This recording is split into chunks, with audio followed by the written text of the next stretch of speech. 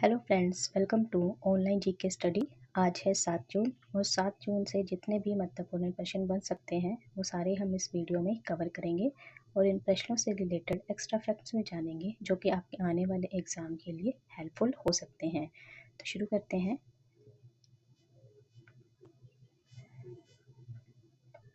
हाल ही में सरकारी आंकड़ों के अनुसार भारत को 2023-24 में किस देश से सबसे अधिक एफडीआई मिला है? तो ये मिला है ऑप्शन नंबर 1 सिंगापुर से। सरकारी आंकड़ों के अनुसार 2023-24 में भारत को सिंगापुर से सबसे अधिक प्रत्यक्ष विदेशी निवेश यानी एफडीआई प्राप्त हुआ है, जो 31.55% की गिरावट के बावजूद $11.67 बिलियन था। कुल मिलाकर वैश्विक आर्थिक अनिश्चितताओं के कारण भारत में एफडीआई में लगभग 3.5% की कमी आई है। हालांकि इस अवधि के दौरान सिंगापुर भारत के लिए एफडीआई का शीर्ष स्रोत बना रहा है। बात करें सिंगापुर की, तो राजधानी है सिंगापुर नगर, राष्ट्रपति है थरमन शंमुगम और प्रधानमंत्री है लॉरेंस वोंग। तो आपको ये याद रखना है। अगला प्रश्न है, मेक्सिको की पहली महिला राष्ट्रपति के रूप में किसे चुना गया है? तो ये चुना गया है क्लाउडिया शेनबाम को। क्लाउडिया शेनबाम को मेक्सिको की पहली महिला राष्ट्रपति के रूप में चुना गया है, जो मेक्सिको के 200 साल के इतिहास में एक ऐतिहासिक मील का पत्थर है। चुनाव आयोग द्वारा निर्णायक बढ़त की पुष्टि के साथ उन्होंने अपने गुरु राष्ट्रपति एंड्रेस मैनुअल लोपेज ओब्राडोर से बधाई मिली है। बात करें मेक्सिको की, तो यहाँ की राजधानी है मेक्सिको सिटी। तो आपको ये याद रखना है। अगला प्रश्न देखते हैं, विश्व पर्यावरण दिवस कब मनाया जाता है? तो ये मनाया जाता है ऑप्शन नंबर 4 5 जून को। प्रकृति से जुड़ी समस्याओं के बारे में लोगों को जागरूक करने के लिए हर साल 5 जून को विश्व पर्यावरण दिवस मनाया जाता है। इस मौके पर पर्यावरण को लेकर नागरिकों को भी जागरूकता बढ़ाने के लिए जगह जगह पर कार्यक्रम किए जाते हैं। इस मौके में वातावरण में हो रहे नुकसान के बारे में लोगों को बताया जाता है। 1972 में संयुक्त राष्ट्र पर्यावरण कार्यक्रम द्वारा इसे स्थापित किया गया था।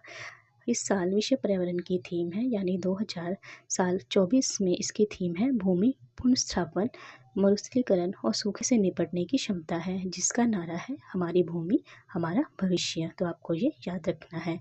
अगला प्रश्न है, किस देश ने चीन की मदद से अंतरिक्ष में पाकसैट MM-1 उपग्रह भेजा है? तो ये भेजा है ऑप्शन नंबर 1 पाकिस्तान ने। पाकिस्तान ने चीन की मदद से तेज इंटरनेट कनेक्टिविटी के लिए अंतरिक्ष में एक संचार उपग्रह को प्रक्षेपित किया है। इसके साथ ही पाकिस्तान ने 1 महीने के भीतर अंतरिक्ष की कक्षा में दूसरा उपग्रह भेज दिया है। इस बहुमिशन संचार उपग्रह को पाकसैट MMA नाम दिया गया है। पाकसैट MM-1 पाकिस्तान के राष्ट्रीय अंतरिक्ष कार्यक्रम 2047 का हिस्सा है, जो देश की आंतरिक क्षमताओं को बढ़ाने के लिए प्रतिबद्धता को दर्शाता है। तो आपको ये याद रखना है। अगला प्रश्न है, भारत ने ताइवान एथलेटिक ओपन 2024 में कितने पदक जीते हैं? तो ये जीते हैं ऑप्शन नंबर 4 5 पदक। भारतीय एथलीटों ने ताइवान एथलेटिक ओपन में इसका आंसर है 7 पदक, 3 स्वर्ण, 3 रजत और 1 कांस्य के साथ अपना अभियान समाप्त किया है। 2024 ताइवान एथलेटिक ओपन एक विश्व एथलेटिक कॉन्टिनेंटल टूर कांस्य स्तर प्रतियोगिता है, जो ताइवान की राजधानी ताइपेई में आयोजित की गई थी। तो आपको ये याद रखना है। अगला प्रश्न है, दिनेश कार्तिक, जिन्होंने हाल ही में अपने संन्यास की घोषणा की है, किस खेल से संबंधित हैं? तो ये संबंधित है ऑप्शन नंबर 1 क्रिकेट से। अनुभवी विकेटकीपर बल्लेबाज दिनेश कार्तिक ने IPL में रॉयल चैलेंजर्स बेंगलुरु से भावनात्मक विदाई के बाद क्रिकेट के सभी प्रारूपों से संन्यास की घोषणा की है। उनका अंतर्राष्ट्रीय करियर सभी प्रारूपों में 180 मैचों तक फैला था, जिसमें उन्होंने एक टेस्ट शतक और 17 अर्धशतकों के साथ जो 3463 रन बनाए हैं। तो आपको ये याद रखना है। अगला प्रश्न है, अंतर्राष्ट्रीय सांख्यिकी संगठन यानी INSO के अंतरिम अनुमान के अनुसार 2023-24 में भारतीय अर्थव्यवस्था की विकास दर क्या थी? तो ये थी ऑप्शन नंबर 2 8.2%।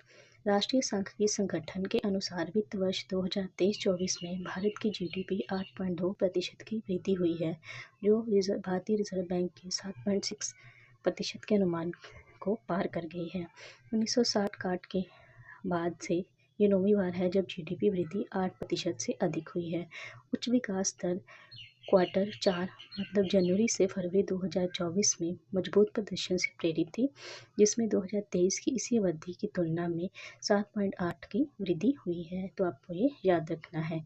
अगला प्रश्न है, हाल ही में किसने पूरी तरह से 3D प्रिंटेड इंजन वाला दुनिया का पहला रॉकेट लॉन्च किया है? तो ये किया है ऑप्शन नंबर 4 अग्निकुल कॉस्मोस ने।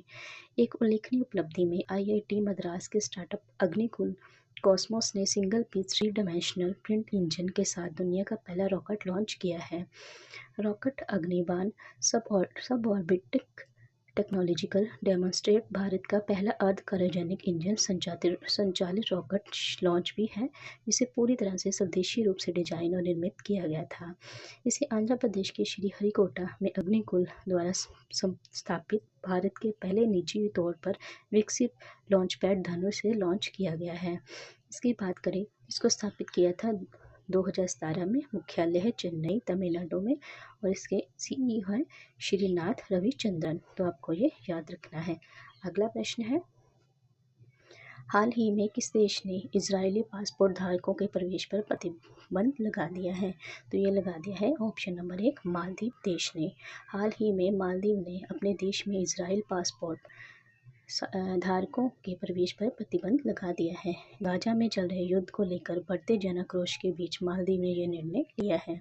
बता दें कि मालदीव ने 1990 के दशक की शुरुआत में इजरायली नागरिकों पर लगा प्रतिबंध हटा दिया था और साल 2010 में फिर से राजनयिक संबंध बहाल किए थे। बात करें मालदीव की, राजधानी है माले, मुद्रा है मालदीवियन रुपया, राष्ट्रपति है मोहम्मद मुजीजू। तो आपको ये याद रखना है। अगला प्रश्न है, हाल ही में किस देश ने आधिकारिक तौर पर अपनी अंतरिक्ष एजेंसी लॉन्च की है? तो ये की है ऑप्शन नंबर 1 दक्षिण कोरिया ने।